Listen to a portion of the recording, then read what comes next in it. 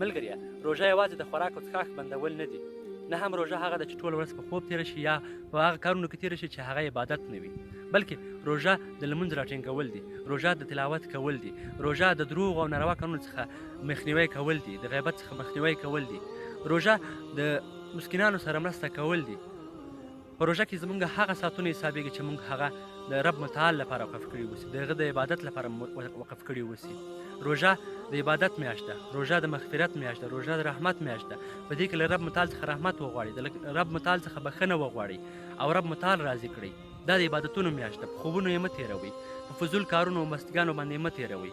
کوشش وکړئ په دغه میاشت کې رب متعال راضي کړئ له ځان څخه، شپې مو روڼې کړئ، ورځې مو په عبادت سره تېرې کړئ او صادقه اوسئ. هر ډول روژه ونیسئ چې د خولې د تړلو سره مو سترګې هم پټې اوسي، په سترګو ناروا ونه وینئ، په غوږونو ناروا وانه اورئ او په پښو لاسو باندې ناروا عمل سرته ونه رسوئ. روژه دغې ته ویل کیږي. روژه یوازې د خوراک او څښاک بندول نه دي. حقیقي روژه ونیسئ، هست او بریمن اوسئ.